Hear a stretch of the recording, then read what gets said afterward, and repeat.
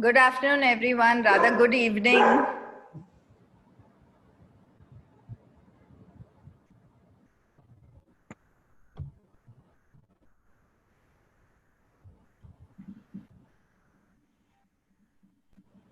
While we're waiting for others also to join in, you can go ahead and introduce yourself in the chat. Good evening, Clary, Peter.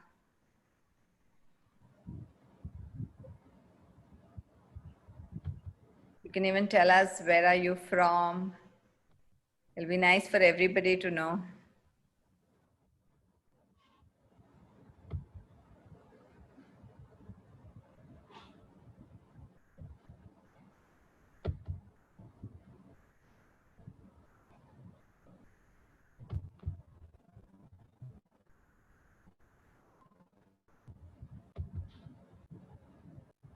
Thank you, Clary, for putting that in the chat.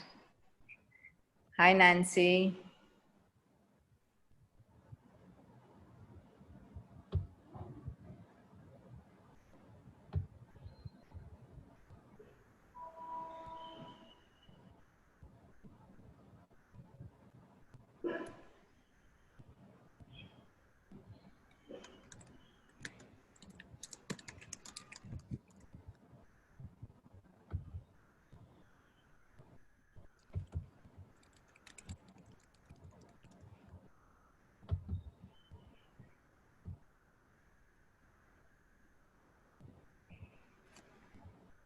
So we will, as everybody's introducing themselves in the chat, let's take 2 minutes before we start.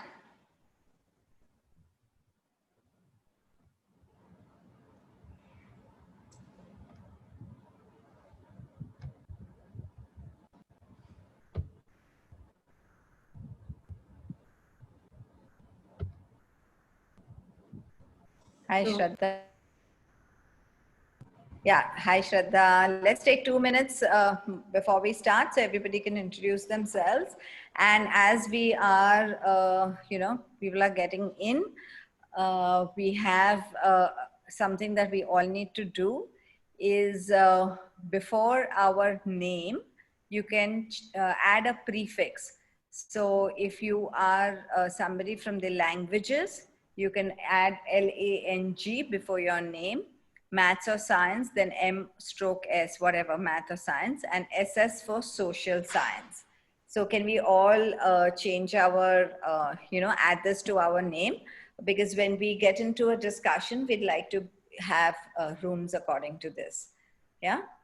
So, next to your name, where you have your picture, you will be able, there are 3 dots available. If you click on the 3 dots, you will get an option to rename yourself.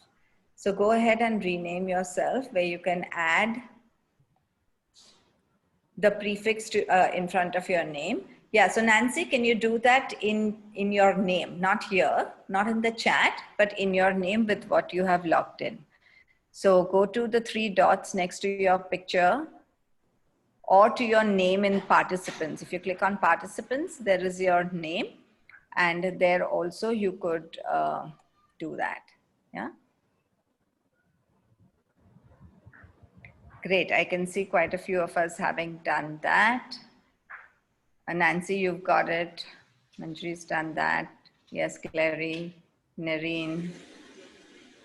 Great.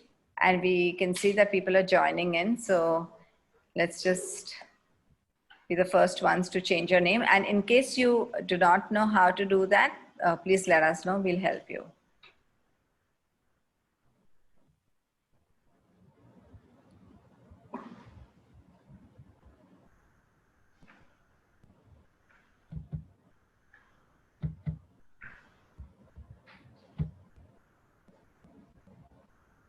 Great.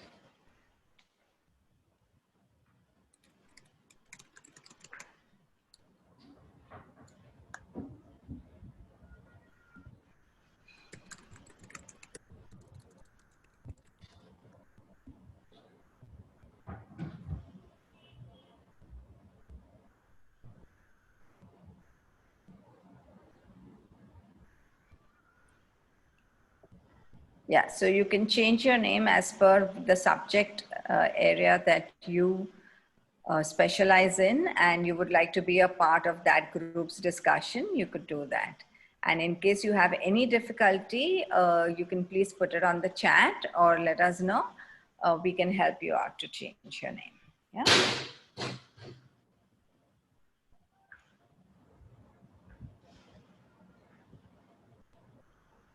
Great. Jayashree, should we begin? Yeah, Should I I'm begin? just looking. We are about 22, 23 participants. I think we can start. 26. Yeah. 26, that's including us. So I was just wondering. Yeah, okay, sure. Yeah. I think let's start on because it's 4 minutes after 4:30. So good evening and welcome to the weekend session of Adyan's Community of Practice. My name is Neha, which I always forget to introduce myself, and I've been reminded to do that.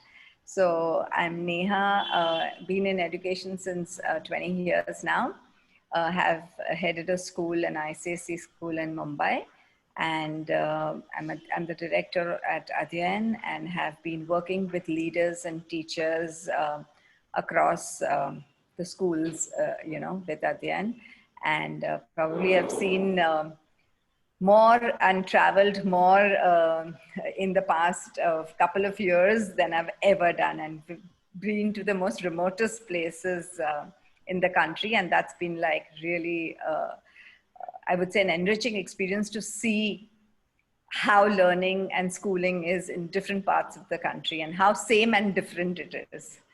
So just building a context to today's session, I'd just like to share that educators have been the biggest learners over the past 3 months, or rather now it's 6 months, right? That's 3 months have become almost 6 months.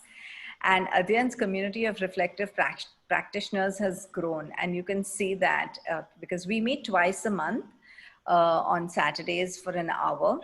And we've seen that we've seen a mix of, we getting experts also. We've got people coming in from Canada, US also to talk about their experiences. And very close to home are our own leaders and practitioners who have come forth and are talking about real issues and concerns, as well as real practices that have worked or things that haven't worked. So we're really happy to see that this is a living experience of peer learning. And I think I would just request everybody to reflect that if this is something that's helping us, okay, as adults, then we must really consider that how can we make this happen with our own students, in a way that this practice is happening here. So when you share with us what you're doing, we create an opportunity for you to share it with the wider group, okay? So please do reach out and let us know, because what we'd like to see happen in the community of practice is sharing of practices. And they may be really small, but very pertinent, practices that you have begun and seen the impact. So if you share that with us, we will be able to invite you in this forum to be able to share it with a wider community. And the whole idea is that we grow with each other's learning. So definitely do get in touch with us for various, in the various aspects, especially of online teaching and learning, because what we have seen right now is that we've all been able to forge ahead with each other's support. And today's session, we have Manjari also, who's with us from one of our partner schools, which became a partner school during the pandemic, having, been a part of our leaders webinar, and has come forward to share something that they have been doing. So I think this community of practice is a community. So it's up to all of us to be able to grow this. And hence, I'd like to now hand over the baton to Jayashree. And just a quick introduction of Jayashree has been in the field of education for over 30 years. And since the past 12 years, she has been in Delhi with Heritage. And I think now almost 2 years that she has been right out of Heritage, and we're wanting to share all what her experience has been with the other schools that again spanning across the country with Adyan. So Jayashree and I have worked together a couple of times on a couple of projects, and she's great to work with. So over to you, Jayashree. Oh, thank you, Neha, for those kind words.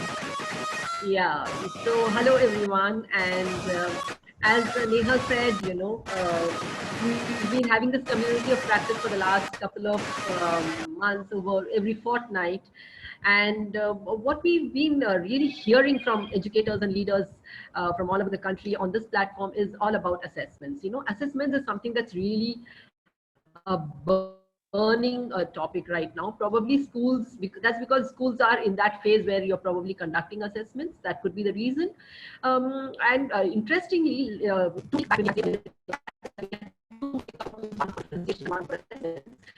very interestingly, even the differentiation, breakout room ended up just discussing and putting their heads together about assessment. So that kind of, was very interesting to see. I think that's probably right now. And so today we thought, having come together, let us put all our heads together about understanding what is assessments, and in this virtual world, how do we really make assessments meaningful? That is what. Is it Jayashree's internet that's an issue? And hope it's really, kind of. Are you all able to hear me? Jayashree, it's been a little, it's been cracking your voice, and sometimes it goes really fast. So, because I think the internet is fluctuating, but we've kind of made sense of what you've said. So just carry on. Okay, fine. All right. So let's now kind of talk about assessments, discuss a little, and understand how we can really take something from this session to kind of make assessments more meaningful in our school. So let us now really like warm up. We have warm up activity for poll for you, which Neha will administer. Yeah, so I have launched a poll right now as Jayashree said, as a warm-up activity. And there are 2 questions. We'd like you to respond to this question. And you can see that in the first and the second, you can respond to more than 1 choices. Yeah. So I'm sure now all of us are getting like more and more used to the online version, and are also getting used to the polls. So please, let's do it in the next 30 seconds. Let's do fastest fingers first, yeah?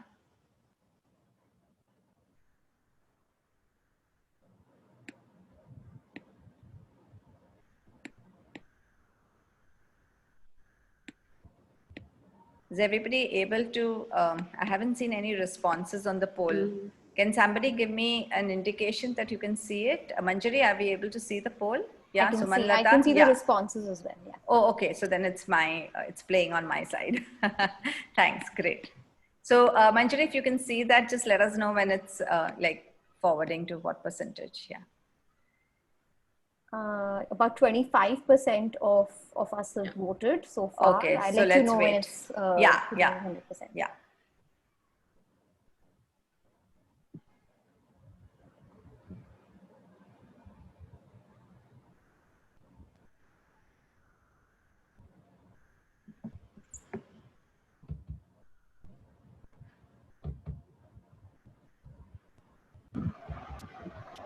Neha ma'am, should we give you only one option? No, there are more than 1 option. So you can click can on we get more. into multiple answers? Yes, you can. Okay, fine.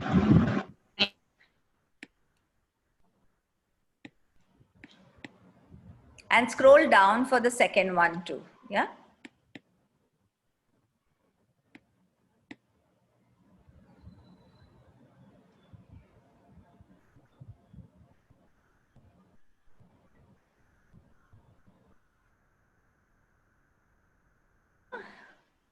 We're at 52%. 52%.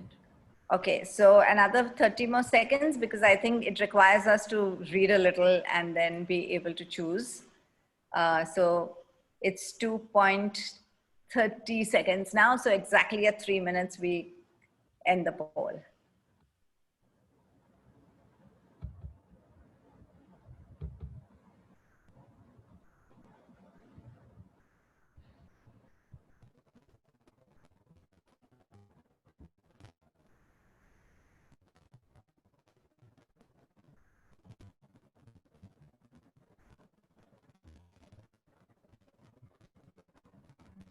Great. And I'm going to now end the poll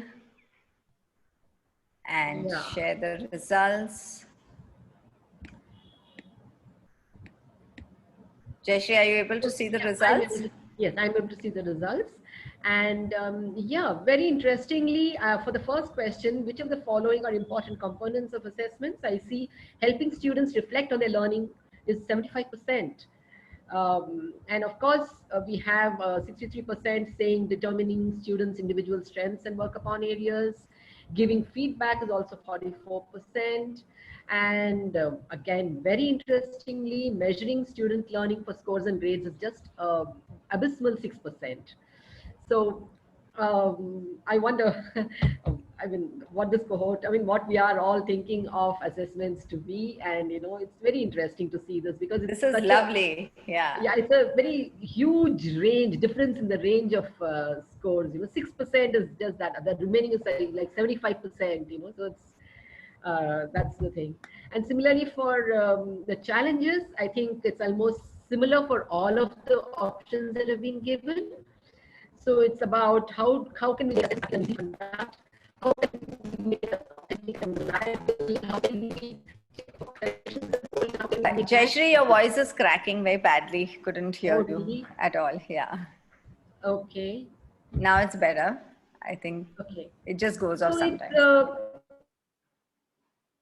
yeah, it's kind of almost same amount of scores. I mean, percentage in terms of score for all the four options that have been given. Great. So we do see that there are many challenges in this virtual world for conducting authentic assessments. Okay, so just so then talking about assessments itself, uh, we all have heard about these terms formative and summative. So we are all very aware of what are formative assessments, what are summative assessments, and we talk about them, we do them, we conduct them in our school, and we know summative is something that we administer right at the end of a unit or a topic, and we call it assessment of learning. And we know formative assessment is something that's done during the course of learning, and so we call it assessment for learning. So we know these things, we talk about these things, and probably we also make an attempt to go these Jayashree, we aren't able to hear you. I think it just goes off in the middle and your voice is cracking badly. You're on the hotspot right now? Hotspot, so I think I'll shift to this one. Are you able to hear me now? Yeah. Okay. So she tried everything before in terms of which one is working fine. And then when you start off, this happens, right? Yeah, go ahead, Jayashree. Okay. So the important thing about formative assessments that one needs to remember, it's not just for the teacher. It does not just inform teacher about how much they learn or information or any misunderstanding or misconceptions. It is also important for students to be involved in the assessment. So are you able to hear me? Yeah. So it's now involving the students and helping them understand what is it that they need to know or what is it that they need to work upon, and are they really ready for summatives? So how do we really involve students? That is the important part of it. So according to Black and Harrison, what they say is, we all know that formative and summative have two different purposes. We need to keep apart is what most of us think. But according to them, the challenge is how can we have a positive relationship between them. So if that is how that assessment is going to be effective. So how do we really get a positive relationship between formative and summative? So for that, it's important to understand that assessment is not a one-time event. It has to be a process. It is a process and it is a continuous process. And in this process, the second thing that we need to remember is teachers need to collaborate throughout the process. And the third most important thing, the most important stakeholder, the student, has to be involved throughout the process. So these 3 points or facts about assessment is important for us to understand. And if you have this formative assessment practice in your classrooms, in your individual classrooms, and automatically through the funnel of formative assessment, what is going to distill out and come out is differentiation. I love this illustration because it makes it so simple and so clear and so hard for us. So if you do formative assessment practices throughout and very strong, if you keep it strong, what's going to come out is differentiation. And from there, you're going to have increased student learning. And in this, the two pillars, students' involvement as well as the teacher collaboration, is extremely important. So again, to achieve the positive relationship between formative and summative, you need to strike the right amount of balance. And if you see the balance here, it's very clear. The formative takes the larger part of the assessment process in terms of time and whatever you do, whereas the summative is just the last bit, which is just the small. So the high stakes in that way, if you see, is the formative. So how are you really going to use formatives?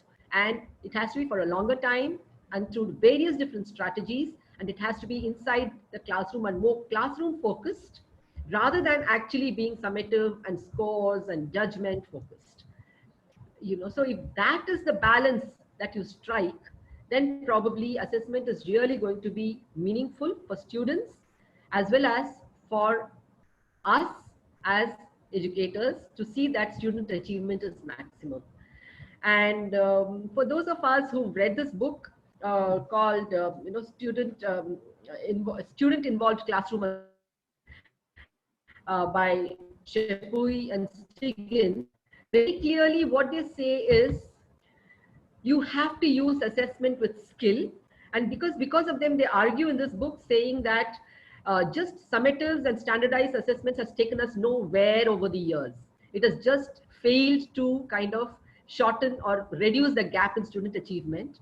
So, and judgment of students just does not help them in achieving. So what really is important is we need to use assessment with skill, and that will motivate the reluctant, revive the discouraged, and also increase the achievement, not simply measure the achievement. So, so we have Manjari from Vishwajot schools. Manjari is the program manager of the curriculum department, and she's been with them for 7 or 8 years, and she's worked extensively in really helping making assessments meaningful.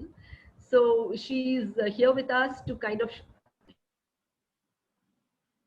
their attempt in using these kind of principles of assessment that we just saw in their school. And I invite now to kind of give us a little bit of background about her school for maybe 2 minutes and then take us through what she has to share with us.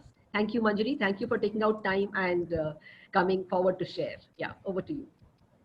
Hi, thanks Jayashree and Neha and everybody at Adhyayan.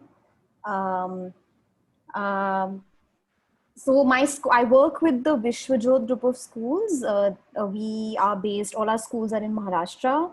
And they are our flagship school, which is in Kharghar. It's a large school. It's an ICSE school and it has 1,700 students. And in any typical middle school grade, there are about 150 to 200 students split into various sections. It was started in 2004 by a very passionate educator, Mrs. Sushma Dhumad, who herself had been a teacher and had seen the failure of the traditional education system, and she wanted to challenge it. She started with a row house in Kharghar, and over the years, the school has grown to reach this size.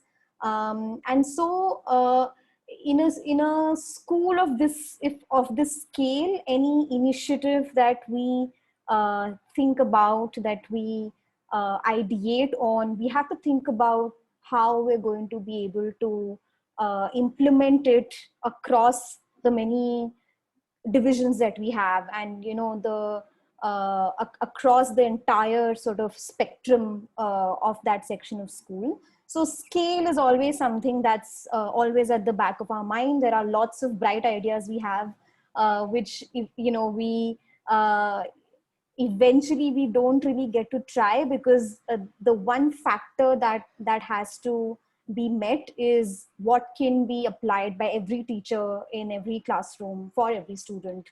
And so And Manjari, just to let you know that we have schools which have 3,000 children also in this cohort right great. now. So, so you can have, you can understand what when you're talking Yes, of scale and what is their scale, right? absolutely. I mean, I think I'm looking forward to going back from this session with many more ideas and initiatives that I can then start in Vishwajot. The two of the webinars that have been very, very useful for me, that Adhyan has conducted recently, one on assessments and the other on differentiation. I hope that today you'll be able to see some of those principles reflecting in what we've tried in the school. So that's a little bit about the school. I'll start sharing my screen, Jayashree. All right. Yes, please go ahead. Okay. Okay. All right. Just give me a second to set this up.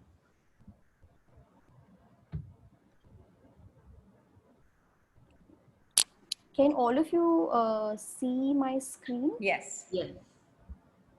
Right. So making assessments meaningful is something that, we've been working on for a while. When the pandemic struck and schools were shut down, initially it was all about scrambling and trying to ensure that learning doesn't stop. And as the weeks went by, I think all of us realized that at least for this academic year, this is what it's going to be, right? This is for the large part of this year, we are going to teach online. And we had a lot of questions about how we are going to execute assessments. All of the concerns that were there in the poll earlier in the session, all of those concerns were there for us as well. How do you ensure that, for lack of a better word, students don't cheat in the exam? How do you ensure that the teacher is able to correct to the level of detail that she'd be able to correct in a physical paper, etc., etc. And I think at some point we said that, okay, let's look at the benefits of doing this online. We now, all of us have access to our own devices, and everybody is just much more open to adopting online tools, the students and the teachers and the parents.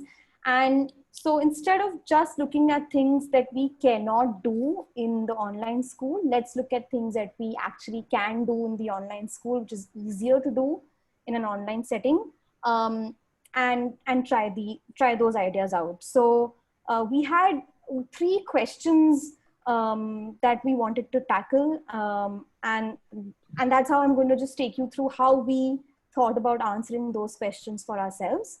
And I'm using the context of mathematics for the middle school, so grade 6, 7th, 8th, as a case study for it. And so the first question we had was that, how might we make assessments a tool for differentiation rather than for just passing judgment?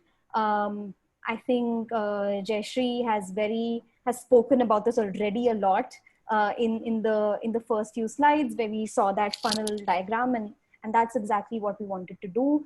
Luckily for all of us, there exists Khan Academy, which has very, very well made maths content and very good teacher tools to be able to actually execute assessments, administer assessments, and collect data. Because what we realized is that the number one thing you need to have to link assessments to differentiation is each assessment, whether it is 5 questions or 15, it needs to give you granular student data. Which child has answered which question correctly and struggled with which question. That really will give you as a teacher an idea about the learning achievement of each child in your classroom. And that's the first step. Once you get that data, then what do you do with that data is the next step. But the absolute first step is to get that data. And Khan Academy does that really, really well. So I'm just going to quickly show you how one of these Khan Academy classrooms look like. I think I'll have to Jayashree, You can share it again. I'll have to share it again, right? Okay. Yeah, because you've stopped sharing. And so just to let you know, Manjari, Khan Academy is something that is really close to our hearts too. Yeah. And we've been using that. In fact, Jayashree and I are kind of trained in Khan Academy. We're kind of trainers for Khan Academy too. Like that's a coincidence that you're showcasing that too. So I'm going to trouble either or both of you for any questions that I have as we go along with it. Yeah, because I think that content has been really well made, and you wish that was available in all other languages and so all the subjects. Absolutely. Yeah. So those of you who use Khan Academy already in school would know about this. It basically lets the teacher create a class and assign students work to do. That really, I think, is the superpower of Khan Academy. You can tell your children to just go on Khan Academy and make an account and start practicing, but that doesn't show you their data. So it's crucial for a teacher to make a class, invite her students and assign them work to do. And this is how that looks. So this is, let's say, all the students in one class, and these are some of the tests that the teacher assigned them. You can see that this is May and July, so towards the beginning of the academic year. And these are their sort of overall scores on it. We assign them module-wise tests, so it helps us figure out which child needs more help in which module. But it can go very, very granular. You can go inside a particular module, let's say like decimals, and really break it down to small skill levels and see what each student's achievement is on each of those small levels. And once you do that, once you give what is called a unit test on Khan Academy, then you can start doing this. So here you can see that each column here is one specific skill related to decimals. So add decimals visually, subtract decimals visually, so on and so forth. But you will see that not all skills have been assigned to all children, right? So for example, subtract decimals visually has only been assigned to a few children in this class. Multiply decimals has been assigned to a few others. So this is where the differentiation starts happening. Because Khan Academy is giving you such granular data, the teacher can then spend all her time actually, or most of her time, analyzing the gaps for each child and assigning them practice accordingly. It takes care of everything else, right? It takes care of the checking and the scoring and all of those things, and just makes it really, really easy for the teacher to become a data scientist and therefore plan her classes. This also makes, in this day and age, asynchronous maths practice very, very focused. So it's not like I'm assigning 12 assignments to every child in my class. I have assigned specific assignments to each student. And really builds ownership of that practice for the student, because they know that I've been given practice that I individually need to do and not something that has been given to the entire class. So this was, it's been very, very helpful for us to answer that very first question as to how can we use assessments to drive differentiation and, not just make it a point in time judgment of the students learning. And what in our debriefs we figured out that basically we need in any subject, if we are to do that, to do this thing, we need a tool that can give us accuracy data per sort of question or per topic.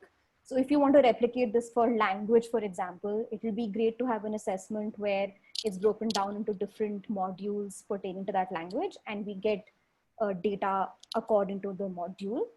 Because then you get that data, you can make a format, you can record it, and you can use then that data to plan your lessons and make them differentiated. And like Neha said, it would be amazing to have a platform which does this for many other subjects.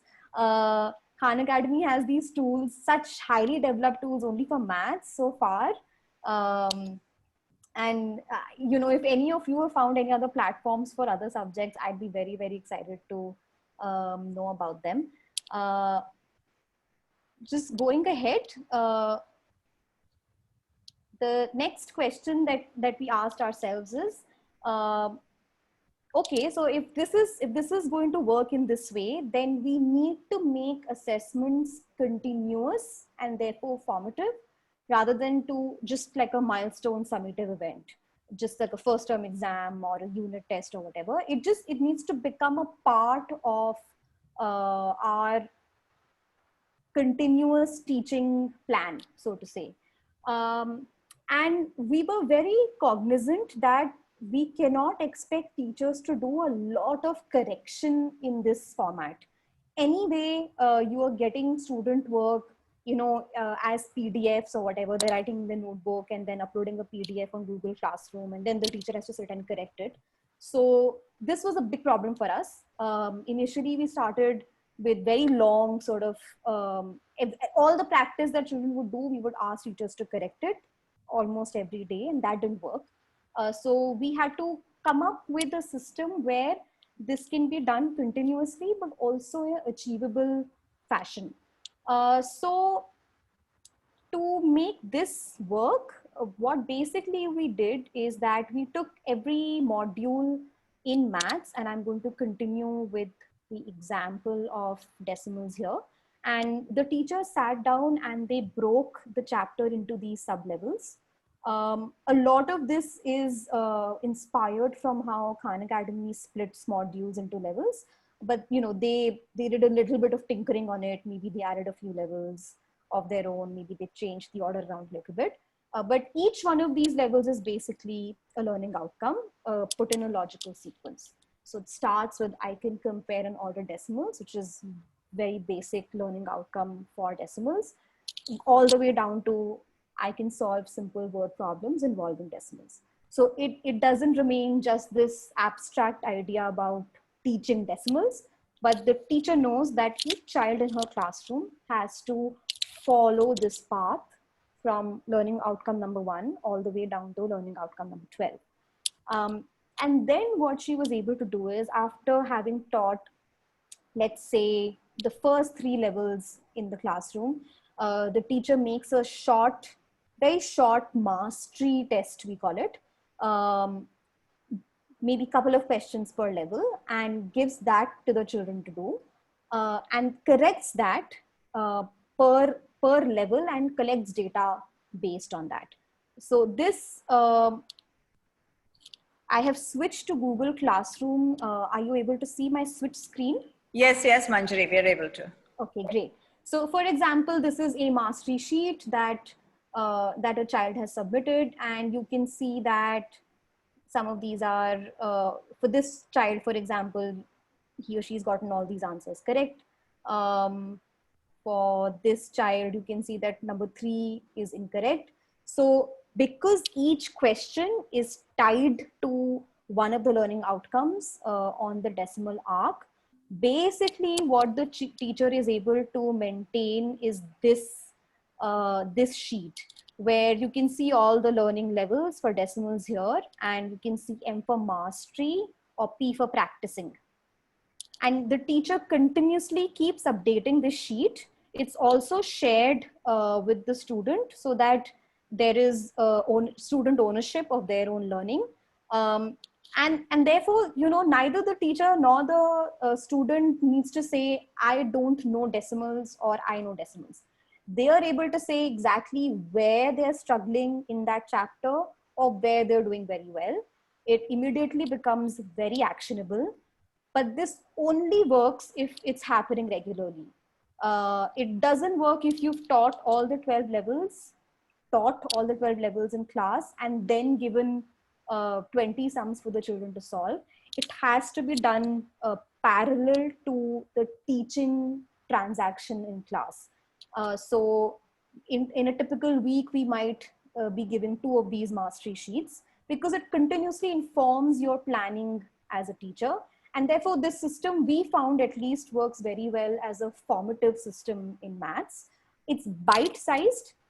It's not a big thing to do twice a week, which we found was very, very important. It's very important to be able to make this formative assessment bite-sized, equally for the students to complete and submit on time, but also for the teacher to check and make a note of her data.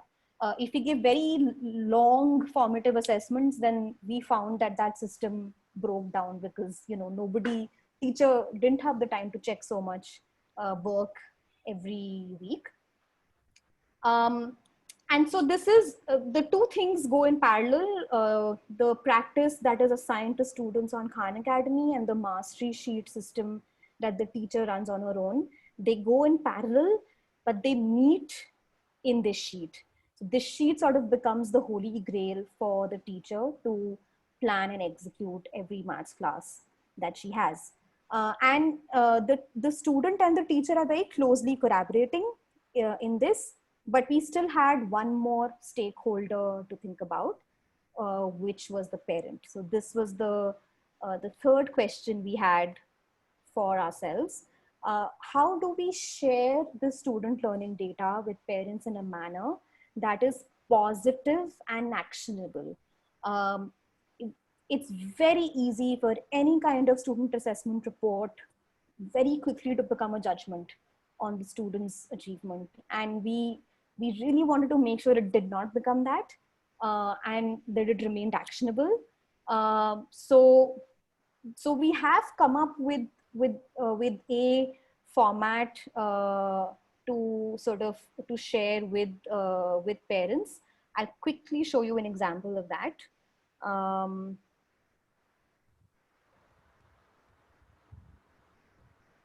Right. I'm just going to go back to sharing my screen again. Okay. And there's a reason that I'm showing you this particular report, because so what is this? In this report, we have taken learning data from 2 points in time, from April and from November. This is actually a report from last year. We're going to build similar reports this year as well. Now this child, if you would just look at his achievement chapter wise in November, you might feel that, oh my God, this child is really struggling with maths, right? And the parents will feel bad, the child will feel bad. It will overall not be a very good conversation to have. But when you see where that child was in April and the gains that he has made in November, that makes it gives you a direction. It tells the child that there is some distance that he's already covered. So he may have been at 0% in April, but he has gained 50% accuracy in the intervening couple of months. And so a delta or a change in achievement is very important to show to the parent to ensure that it's a positive conversation. Also, splitting it again according to chapters makes it more actionable. So here you can see that he's made 50% gains in 3 chapters, but less gain in 1 chapter and no gain in the other 2. So it helps to plan what the child should be practicing on with the parent, and to bring everybody onto the same page, the teacher, the parent, and the student. And we had to make sure when we were doing this to not over burden the parent with information. They didn't do well with a very, very granular level of information. It was information overload. So we had to choose a slice of data which was a good balance between detail and ease of understanding. So these were the three questions that we've so far attempted to address while running online school. I just have one last uh, thing to share with all of you, and this is something that we recently started to do. So it's not fully baked yet. But the question that all of us are still thinking about is, okay, this is all very well. We have this really fantastic platform called Khan Academy for Maths, but what do we do about all the other subjects? Because at least I or my team hasn't found another platform like Khan Academy for the other subjects. So far, what we have started at least to do in the other subjects is to try to make objective assessments, design objective assessments in other subjects like science and social science, which are not just factual, but which test application of concepts. And I'll just quickly show you one attempt for this. This is a mid-course objective assessment that the teachers designed for a multidisciplinary course we ran on infectious diseases. In this course, students studied the mathematics and the biology and the history associated with the infectious disease. And it was, if we had gone down the tried and tested route of objective assessments, we would have gotten questions like, state true or false, fill in the blanks, those kind of things. And our attempt was to move away from that and to even in objective questions, even in MCQ type questions, encourage application of concepts. So for example, if you look at this particular question, which is, look at your tongue, you looked at your tongue under the microscope and found it teeming with bacteria, what should you do? So you're setting up a situation and asking the child to choose what should be done in that situation, which is an application of a biology concept taught in the course. Another trick that worked very well is to have a visual cue in the question. So this question has graphs of the spread of infectious disease, and then have a question like this: select all the statements which are false. So you are, as a student, you're interpreting the visual in the question.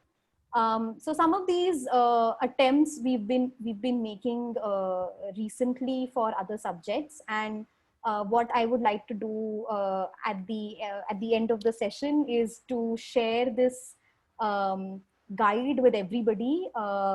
We've just started making it. The few tips for teachers to make objective assessments, and a question bank of questions from different subjects and for different grades. Because one thing that we found is that to actually get this idea across to all the teachers working in the school, it's useful to have actual examples from different chapters and different subjects. So I'd be happy to share this guide with everybody, and if Neha and Jayashree think it's viable to do, it can be an open document, and all members can just contribute to it. Sure, we can share it, in the email after this. Yeah, So we can do that. Okay, great. So those are a few of the things that we have tried to do in the school. As I said that I'm looking forward to some ideas for other subjects, and even for ideas on how to make the maths assessment better from all of us present here. And that's the end of my presentation. So back to you, Jayashree. Yeah, thank you, Manjari. So, any quick questions? We can take one or two questions before we move on quickly to our breakout rooms, short breakout rooms.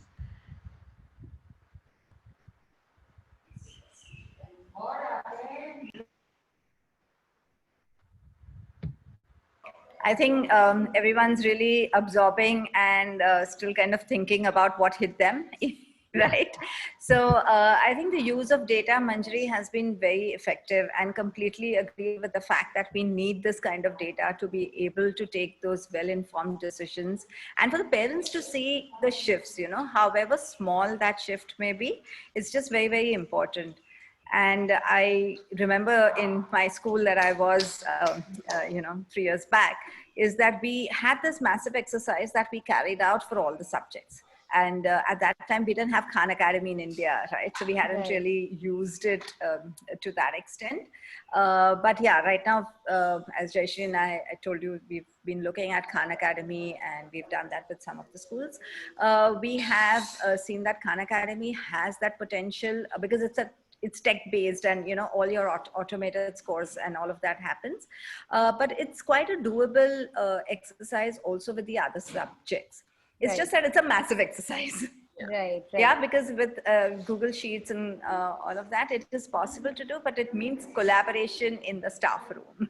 It completely means all subject teachers getting together and you know, rolling that whole spreadsheet out and seeing what's the diagnostic, what's the, you know, relating each question with the learning outcome and the kind of it. But it's so satisfying at the end of the day to see that. So thank you very much for sharing it. I thoroughly enjoyed going through, you know, seeing how this is being done in your school. So Thanks, fantastic. my pleasure. The thing is also, you know, initially it is very overwhelming because it's a lot of work, but once it's done, it's so smooth and so fulfilling that it's just worth it. Right. And you will see that, you know, student performance is really, really impacted by this. So that's the whole idea. And anyway. No, and the fact that you've tasted it with one subject and hence you know that it works and you want to now try it. I think the way you've gone through it is great. So you've, you know, kind of done that with one subject and then would want to go with others. So fantastic. Yeah. Good evening, everyone. Yes, Anu. Sorry to interrupt. Not at all. Ma'am, is this Khan Academy free for all the teachers, or how is it? It's an open educational resource, completely free. Yeah, in fact, You have to log into that? Yes. Okay. Thank you. You'll have to register, ma'am, on it. Register your teachers and your students. So it is a little bit of an exercise to get everybody to register on it, but it's absolutely and completely free. So, ma'am, can you help me out, like how I reach over there? Like, how do I go? Yeah. Yeah, so Anu, it also has courses for teachers. So you want to get in touch with Jayashree afterwards, like she can take you through that. Like we can set it up later. Yeah. Yeah, because that would that's another 1 hour of actually taking everybody through. Okay, fine. Or if many of us want to do it, we could have in one of our COP, we can have Khan Academy as maybe. Yeah, that will be better. I think that will be better. Yeah. Anu, from which school are you, Anu? I'm from Don Bosco, Nerul. Acha, Nerul. Okay. Okay, great. Okay. Thanks, Manjari. So, Neha, should we move on to breakout rooms? How much time do we have? So it's 5:22, and if you have to end at 5:30, it's going to be 8 minutes. But it's worth just for us to. You know, we hate not having had a chance for everybody to interact and share. So is everybody up to it to get into 2 rooms for like 5 minutes and come back? I can see people dropping out too, so I'm not very sure. I think, Jayashree, we probably should give it a break. I mean, give it a miss because otherwise it'll really, you know. Become too much. Yeah, I get it. Yeah. Okay. So, yeah, I guess that's what we should do at this point, and maybe some other time. Yeah. Okay, then we can just go on. Should I share my screen? Sure, go ahead.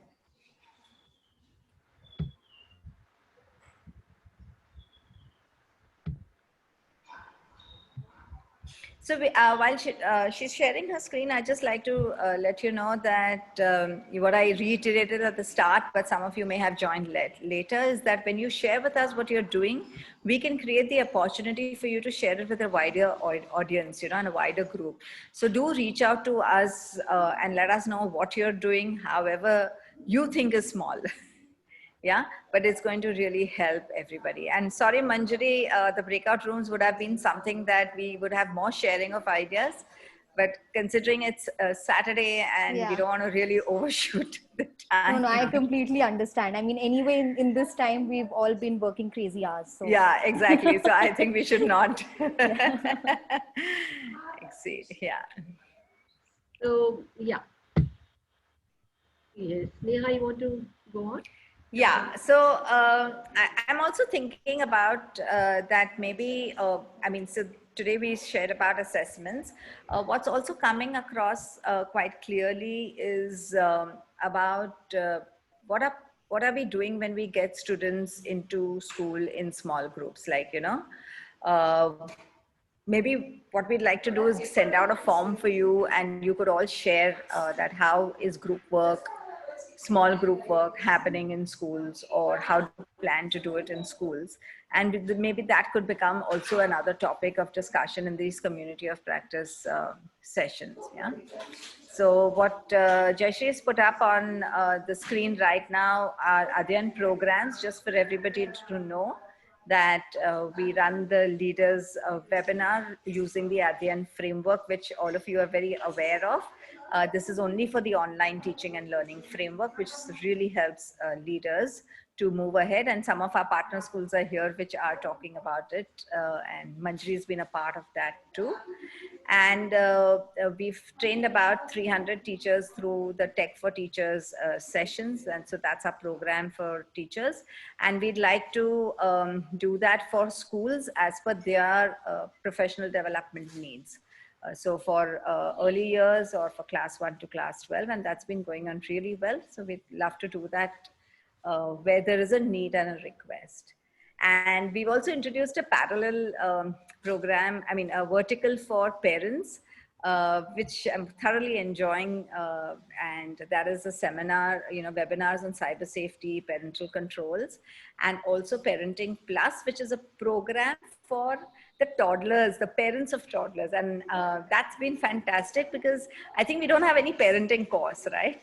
So we take them through the child development domains and we get them ready so that when they join your school, you won't have a problem. You won't be talking about parents being troublesome because they would exactly understand when you talk about the holistic child. So that's another bit that we are doing. So I'm just kind of sharing the work that we do currently. And it's been really exciting. The last 5-6 months have been absolutely exciting, steep learning, draining, exhausting. And I'm sure all of you will agree with that. So on this note, Jayashree, you want to share the feedback link? Okay, so Rekha's put it on the chat. Yeah. So this is the feedback. It's a Padlet that we've created. So if you could go there, just quickly put in your thoughts on 2 things. How was your session today? What were some of your takeaways? And also any topics that you would want to discuss on this platform in our coming future sessions. We would love to hear that as well. So if you could just copy, Annette, has Annette put it on the chat? Yeah, it's in the chat.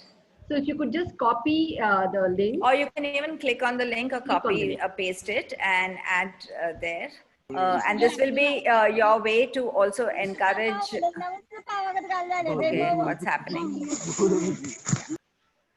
This will also be a way to, you could give feedback to Manjari also. And she would love to receive, to know what you felt about what she's done and shared.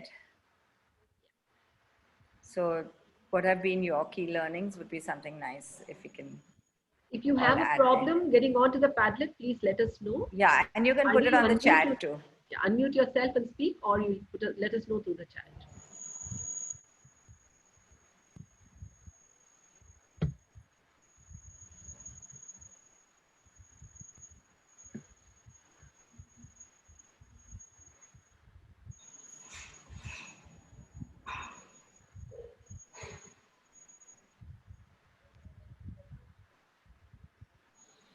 So our next community of practice session would be on the 10th of October. So in October, we'll have on 10th and 24th October. So we look forward to one of you also, like several of you coming forward and telling us about some of your practices that you'd like to share, and we'll definitely like to do that with you. Yes, Nereen, I can see you're struggling for good online websites for math. Nothing better than Khan Academy. I think that is what I would say. Yes, it's just brilliant So Manjari, she's put in, do try Go Formative for language. for languages. Okay, great. That's great, Nareen. You know, that's collaboration and that's sharing.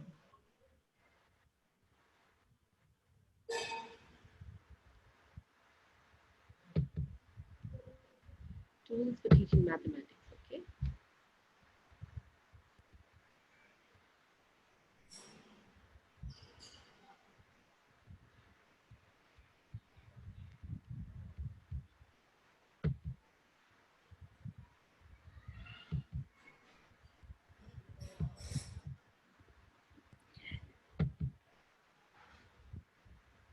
And frankly, Nireen, thanks so much for that. I just saw it. It just got updated on my end.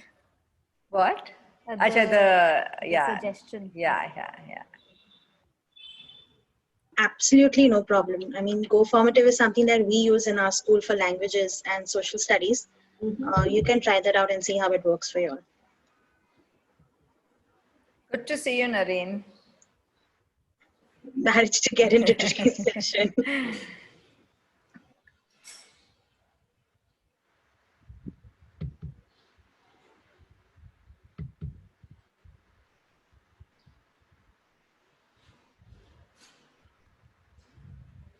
I think tools is one thing, with analysis, I mean, data collection and why we want the data, what we want it for, and how do we analyze, as Manjari was showing, I think is really the key. And it misses, as you said, it's overwhelming at the start. Yeah. It's what you feel, but I think it's about getting used to. Wasn't tech also overwhelming? Yeah, anything you start newly is overwhelming. Right? Yeah. And then how we've all taken on to it so well.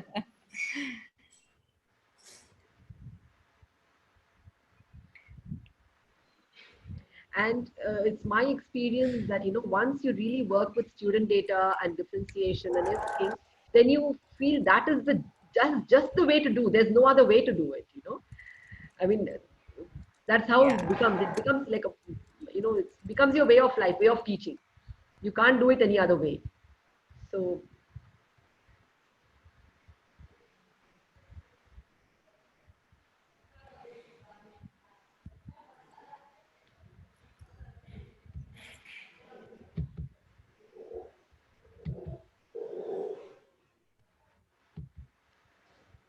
You've already got some fans of Khan Academy, Manjari. yes. I'm sure both you and Jayashree are happy about that as well. Yeah, I really like it. I really like it. It's Yeah. really nice. And there's so many ways in which teachers can use the resources of Khan Academy, right? Yeah.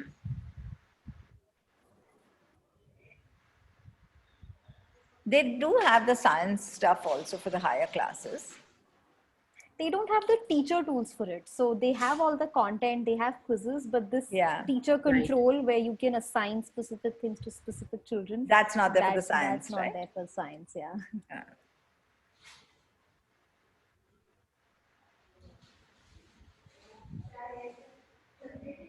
So Yeah, I think it's 5:33, so we could 5:33. close the session. Yeah.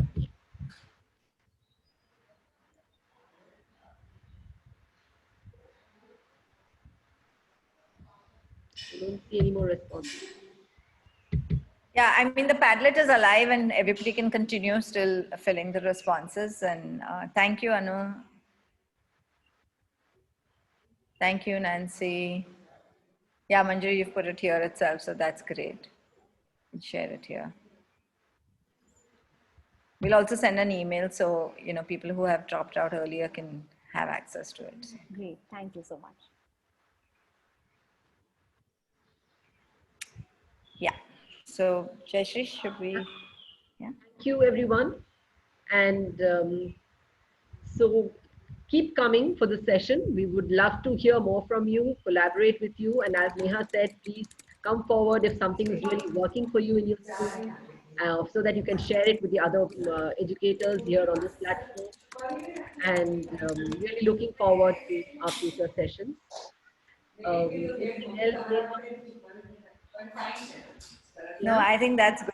Yeah, that's fine. Thank you, Manjari. Thank you very thank, much. thank And you. I hope your Thank you, dad's everyone. recovering well. Yeah, So, yeah, he is. great. Thanks so much. Yeah. Yeah. So Manjari's been shuttling between taking care of her dad who just underwent a surgery and is here. So I'm really glad that in spite of that, you did, My not pleasure. hesitate at all to and say, yes, Not okay, I at can all, come. in fact. No. In fact, we've been having conversations over the phone when she's in hospital, from Yeah. hospital she's been calling. And Jayashree has been very patient with my frequent, can I put you on hold? No, we all understand that. Yeah. So great. Have a nice weekend and lots of, I would say, food for thought on assessments. I hope that that's something that we'll continue ruminating over. Yeah. See you. see you, everyone. Bye. Bye, everyone. Bye. Bye. See you.